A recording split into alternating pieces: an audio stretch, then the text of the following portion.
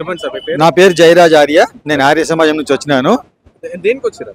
ఇక్కడ ఈ పర్యావరణ పరిరక్షణ కోసం అని చెప్పి దామగుండం అడవిని రక్షించడానికి పూనుకుంటున్నారు. ఎప్పుడు తెలిసింది మీకు దామగుండం ఈ విధంగా తెలిసింది, యూట్యూబ్ లో చూసినాను. యూట్యూబ్ లో చూడగానే ఇక్కడ ప్రోగ్రామ్ ఉందని రావడం జరిగింది. అసలు నేను వారసుగూడ సీతాఫలం అండి. అయితే 12 రాష్ట్రాలు రిజెక్ట్ చేసినాయి ఈ దామగుండం దగ్గర పెట్టేసారు వీళ్ళు. 12 రాష్ట్రాలు రిజెక్ట్ చేసిన దాన్ని తెలంగాణలో తీసుకొని పెడితే ఏమనుకుంటున్నారు, తెలంగాణ ప్రజలు అంత అమాయకులు అనుకుంటున్నారేమో, కానీ ఈ అడవిని కాపాడడం కోసం ప్రాణాలకైనా తెగిస్తారు, ఈ దామగుండాన్ని రక్షించుకుంటారు. ఉరుకుదాం ఉరుకుదాం దామగుండ అడవిని నరకడాన్ని ఆపుదాం, ఉరుకుదాం అడవిని నరకడాన్ని ఆపుదాం. దామగుండం అడవి మా కంటి పాప, దామగుండం అడవి మా కంటి పాప, కన్నేస్తే ఎవరినైనా వెన్ను విరుస్తాం అనే విధంగా మనం ఉద్యమాన్ని చేయాలి. ఎందుకంటే మనం కన్నె తల్లి ఒడిలో 9 మాసాలు ఉంటాం, 9 నెలలు. కానీ ఈ ప్రకృతి ఒడిలో జన్మించిన మొదలు చనిపోయే వరకు ప్రకృతి ఒడిలో ఉంటాం. ఈ ప్రకృతినే మనం పోషించింది. ఈ ప్రకృతి ఇచ్చిన నీళ్లు తాగి బ్రతుకుతున్నాం, ఈ ప్రకృతి ఇచ్చిన గాలి పీల్చి జీవిస్తున్నాం, ఈ ప్రకృతి ఇచ్చిన ఆహార పదార్థాలు తిని ఈ శరీరం నిర్మాణమైంది. మాతా భూమి పుత్రోహం పృథివ్యా, ఈ భూతల్లి, ఈ ప్రకృతి తల్లి, ఈ వనదేవత నా తల్లి. నా తల్లిని, నా ప్రకృతిని కాపాడుకునేందుకు నేను నా సాయశక్తిలో ప్రయత్నం చేస్తానని ప్రతి ఒక్కరం కూడా ముందుకు రావాలి. ప్రకృతి ఉంటేనే మనం ఉంటాము. చెట్లుంటే క్షేమం, చెట్లుంటే క్షేమం, లేకుంటే క్షామం. కాబట్టి వృక్షో రక్షతి రక్షిత. కాబట్టి అడవి తల్లిని మనం కాపాడుకుందాము, భావి తరాలకి మంచి వాతావరణాన్ని, ఆక్సిజన్ని అందిద్దాము. లేకపోతే మనం నెక్స్ట్ జనరేషన్ వాళ్ళు ఏమనుకుంటారంటే, మా తాతలు, మా ముత్తాతలు, మా తండ్రులు ఈ అడవిని కాపాడలేకపోయినారు, అందుకని మేము ఇన్ని రకాల అనారోగ్యంతో బాధపడుతున్నామని అందరూ నిందిస్తారు మనల్ని.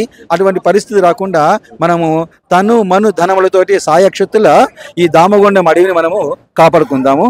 ధన్యవాదాలు. సో ఎక్కడి నుంచి వచ్చారన్న? Osmania university student leader. ఈరోజు ఒక సామాజిక ఉద్యమం ఇది. ఎందుకంటే దామగుండం అనేది ఒక ప్రాంతానికి సంబంధించిన అంశం కాదు, ఒక వ్యక్తికి సంబంధించిన అంశం కాదు. భూమిపైకి మానవుడు ఒక అతిథి లాంటి వాడు.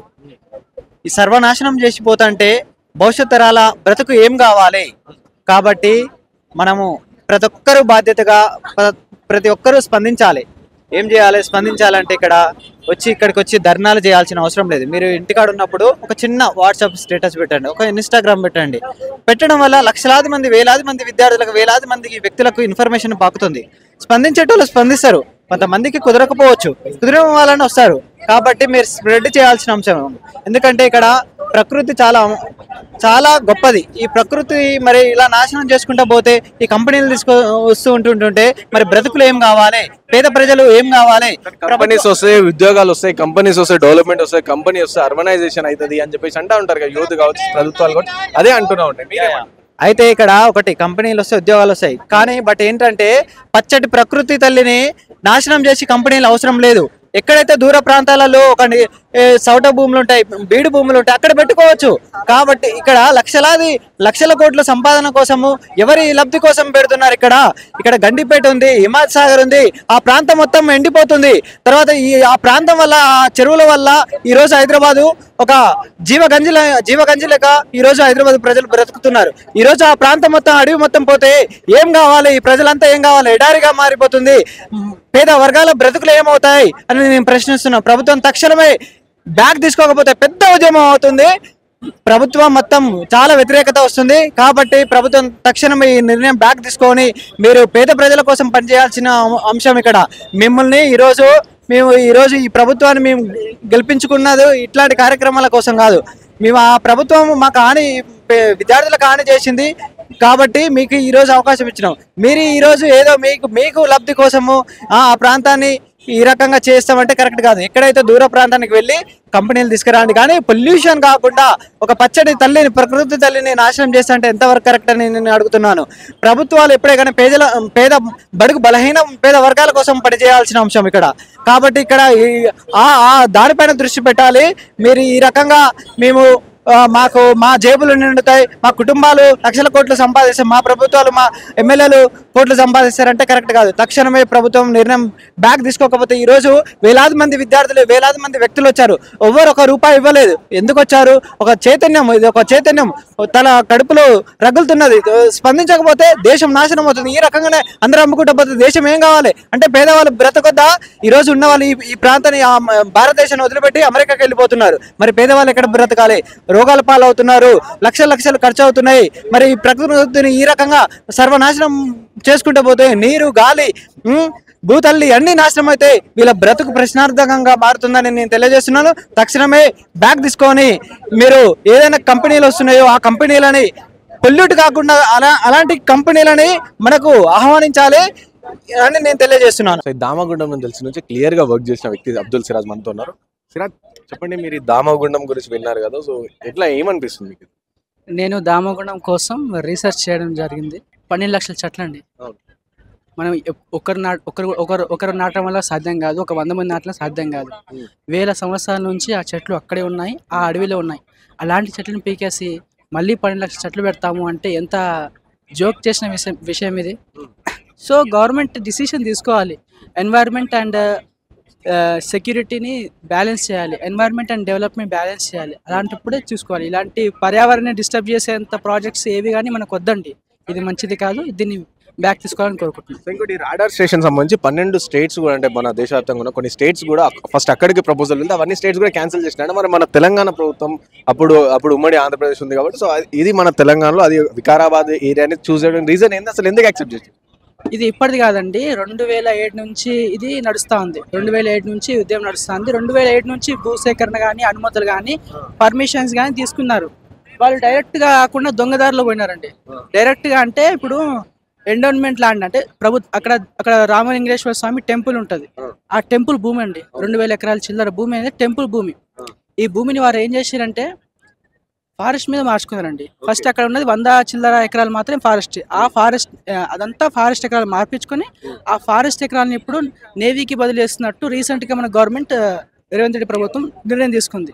అయితే 2007 నుంచి దీన్ని ఆపుతూ వచ్చారు. కానీ మరి ఇంత ఆపినప్పుడు ఇవన్నీ దీన్ని తెలుసుకున్నప్పుడు ఇప్పుడు మాత్రం ఎందుకు ఇచ్చారు?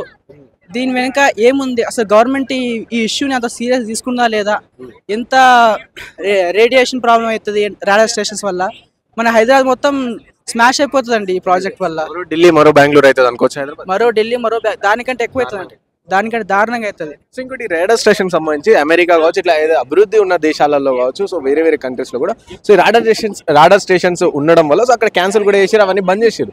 అలాంటిది మన తెలంగాణ ఏం అవసరం మన ఇండియాకి ఇప్పుడు ఈ రాడార్ స్టేషన్? అయితే ప్రపంచంలో ఈ రాడార్ స్టేషన్, ఈ నేవీ రాడార్ స్టేషన్ అనేది రెండు ఉన్నాయి. ఫస్ట్ వచ్చేసి మన రష్యాలో ఉందండి, అక్కడ ఒక స్టేషన్ ఉంది. తర్వాత అమెరికాలో మిచిగాన్లో ఇది పెడదామంటే అక్కడ ప్రజలు దీన్ని వద్దన్నారు. మళ్ళీ ఆ గవర్నమెంట్ అంటే అమెరికా గవర్నమెంట్ దాన్ని బ్యాన్ చేసిన దాన్ని మళ్ళీ వీరు ఇక్కడ పెడుతున్నా అంటే అమెరికా లాంటి కంట్రీ బ్యాన్ చేసింది, మరి మనం ఇక్కడ పెడుతున్నా అంటే ఆలోచన చేసుకోవాలి. ఈ ప్రాజెక్ట్ ఆల్రెడీ మన తమిళనాడులో ఉందండి. తమిళనాడులో తిరునెల్వేలి దగ్గర ఉంది. వాళ్ళు ఏం చెప్తున్నారంటే ఇక్కడ పెట్టినాం కదా, ఇక్కడేం ప్రాబ్లం రావట్లేదు అని వాళ్ళు చెప్తున్నారు. కానీ ఈ దానికంటే పెట్టిందంటే ఇది very low frequency radiation centre అండి. అక్కడ ఉన్నది లో ఫ్రీక్వెన్సీ, దానికంటే తక్కువ వెరీ లో ఫ్రీక్వెన్సీ. దీనివల్ల ఏం చేస్తారంటే కొన్ని స్టేషన్లు కడతారు, టవర్లు కడతారు. ఆ టవర్ల మధ్యలో మళ్ళీ వైర్స్ సర్క్యులేట్ అవుతాయండి. ఆ బీమింగ్ కానీ, ఆ రేడియేషన్ కానీ పక్షులకి, మైక్రో ఆర్గానిజం చాలా ఇబ్బంది అవుతుందండి. ఎరేజ్ చేస్తారు మొత్తం, ఒక 10 లక్షల చెట్ల వరకు ఎరేజ్ చేస్తారండి ఈజీగా. సో ఇట్లా మళ్ళీ ఇప్పుడు కూడా ఏంటి దేశవ్యాప్తంగా కావచ్చు, రాష్ట్ర వ్యాప్తంగా, ఫస్ట్ గా రాష్ట్ర వ్యాప్తంగా స్టార్ట్ అయ్యి దేశవ్యాప్తంగా కూడా ఇవన్నీ సంచలనం కూడా కొంచెం ప్రొడ్యూస్లు అక్కడక్కడ నడుస్తూ ఉన్నాయి. సో అణిచివేత కూడా జరుగుతూ ఉంది. సో ఇప్పుడే మన ప్రభుత్వం ఆలోచిస్తా అనుకుంటారు, ఎందుకంటే రేవంత్ రెడ్డి వచ్చిన తర్వాత హైదరాబాద్ ని 4th సిటీ చేస్తాను ఒక సైడ్ అంటున్నారు. సో ప్రజాపాలన అంటూ, సో ప్రజాపాలన ప్రజలు రోడ్డు మీదకి రావాల్సిన పరిస్థితి ఉంటుంది. సో ఎట్లా మన గవర్నమెంట్ ఈ స్టెప్ బ్యాక్ ఏమైనా తీసుకునే యోచనలు ఉందా? అంటే అప్పుడు కాంగ్రెస్ ప్రభుత్వం ఉంది, మళ్ళీ ఇప్పుడు కాంగ్రెస్ ప్రభుత్వం ఉంది. రేవంత్ రెడ్డి గారు 1.5 కోట్లతో వచ్చే 5 నెలల్లో మూసీ ప్రక్షాళన అన్నారు, మరో థేమ్స్ లాంటిది చేస్తా అంటున్నారు. దాని అర్థం ఏంటండి? మూసీ ప్రక్షాళన అంటే మూసీ రివర్ని కాపాడుకుంటామని. మరి ఇక్కడ జన్మస్థలమైన మూసీ రివర్ని మీరు అనగదొక్కాలన్న ప్రయత్నం చేస్తున్నప్పుడు అక్కడ 1.5 కోట్లు పెట్టాల్సిన అవసరం ఏముంది? వనోత్సవాలు, హరిత మహోత్సవాలు అని చెట్లు నాటే ప్రోగ్రాంలు పెడతారు. అన్ని చెట్లు నాటాము, ఇన్ని చెట్లు నాటామంటారు. ఇక్కడ చెట్లు పీకేస్తున్న దాని ఉద్దేశం ఏంటండి? అంటే ఒక చేత్తో పొడుస్తున్నారు, ఒక చేత్తో కాపాడుతున్నారు. దీనికి సంబంధం లేదు. ఒకసారి ఆలోచించండి. ఇది ఎన్వైరన్మెంట్ బేసిస్ కూడా మీరు ఆలోచించాలి. సో దీనివల్ల ఎంతమంది ప్రజలు నష్టపోతారు అండ్ ఎంతమంది ఓవరాల్ గా అంటే ఇది హైదరాబాద్కి ఎంతవరకు నాశనం పట్టించే ప్రయత్నం చేస్తారు? దాదాపు 60,000 ప్రజలు, 20 గ్రామాలు, ఆ దామగుండం ఫారెస్ట్ చుట్టూ ఏవైతే ఉన్నాయో వాళ్ళు ప్రత్యక్షంగా నాశనం అవుతారండి. ప్రత్యక్షంగా వాళ్ళు ఎఫెక్ట్ అవుతారు. పరోక్షంగా వచ్చేసి హైదరాబాద్ కానీ పరిసర ప్రాంతాలు కానీ వాళ్ళు ఇక్కడికి మనం వచ్చే వానలు గాలులు కానీ అటువంటి ఫారెస్ట్ దగ్గర నుంచి వస్తాయి కాబట్టి రేపటి నాటికి ఖచ్చితంగా ఇది ఒక పెద్ద సమస్యలు అవుతుంది. ఒకవేళ ఆపకపోతే అండ్ రేడియేషన్ సమస్యలు, క్యాన్సర్లు, అల్జీమర్స్ ఇవన్నీ వస్తాయండి రేపటికి. సో ఖచ్చితంగా దీన్ని ఆపాల్సిందిగా మేము గవర్నమెంట్ కోరుతాను.